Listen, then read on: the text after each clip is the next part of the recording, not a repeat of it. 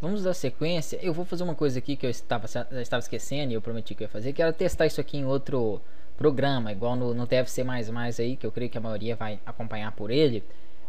Eu não utilizo, por exemplo, a biblioteca de standard nele. Eu vou copiar isso aqui, ó, e vou mostrar lá para vocês. Ele já tem essa biblioteca acrescentada, então ele já interpreta isso aí. Vai mudar às vezes algumas coisinhas, mas são poucas coisas. Se eu tentar compilar ela assim, ó, vou clicar aqui para poder compilar. Primeiro eu vou só compilar.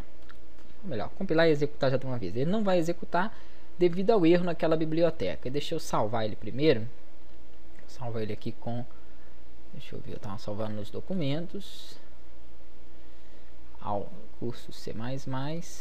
Beleza. Vou colocar aqui, aula 5. Vou salvar.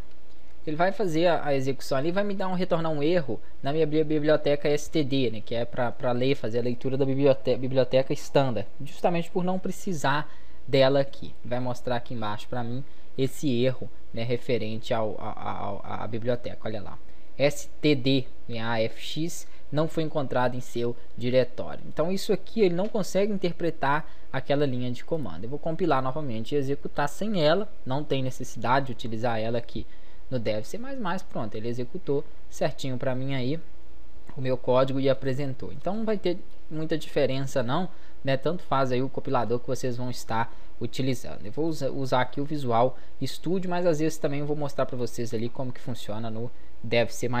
Vou continuar com o Visual Studio aqui. O que eu quero passar para vocês nessa parte aqui, né? Eu vou começar, deixa eu apagar isso aqui, nós já criamos uma primeira função.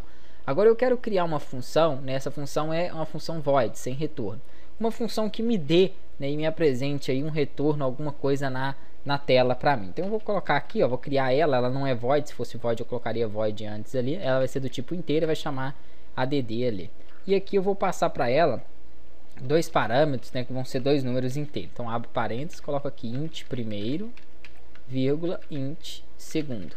Então são duas variáveis de números inteiros em que eu estou passando ali e atribuindo a ela. Aqui eu vou colocar, né, o que eu quero que essa função execute. Eu quero que ela pegue esses dois números e some eles, por exemplo. Então std, que é o parâmetro aqui para ele exibir para mim, count, e vou fazer o seguinte. E na função, eu vou colocar aqui não vou pôr função não, vou pôr só add, né, na minha função add ali. Ele vai fazer o seguinte, ele vai pegar o valor recebido, e vai somar os dois, mas aqui por enquanto isso aqui vão ser só string que vai aparecer para mim. Então na função add foi recebido, aqui eu coloco novamente o meu valor primeiro, que é o y, e aqui o segundo valor, que é o meu x ali. E aqui eu vou pedir para ele quebrar a minha linha, /n, beleza. Ok. Está apontando um erro aqui, ó, no segundo. Por que ele está apontando um erro no segundo? Y. É porque faltou aqui eu concatenar com ela, para ele entender que ele está recebendo a variável segundo. Então vai aparecer um texto para mim escrito dessa forma, né? Em add foi recebido, aí aqui o valor que eu vou passar para o primeiro e, né, o valor que eu vou passar para o segundo. E aqui eu mandei ele para a linha de baixo. E aqui eu vou dar um retorno, né, um return, que ele vai me retornar? Ele vai me retornar a soma dos dois valores. Então eu vou capturar dois valores e vou ter uma função de retorno aqui que vai me retornar o primeiro mais o segundo. Só que o que vai ser esse primeiro número e o que vai ser esse segundo? Então eu vou colocar para o usuário entrar com valores aqui dentro para que eu possa trabalhar com essa soma. Então int main, que é o construtor, vou chamar ele aqui de início e vou pedir para ele entrar com valores. Eu vou criar aqui duas como se fossem duas variáveis, mas já são variáveis existentes, que é aquela using, né, quando eu quero sempre me referir a um parâmetro, no caso o std, para não ter que ficar colocando ele toda vez, eu uso o parâmetro using ali. E vou criar elas aqui, ó, count, que vai ser também, né, eu vou precisar de usar o std. Então using std.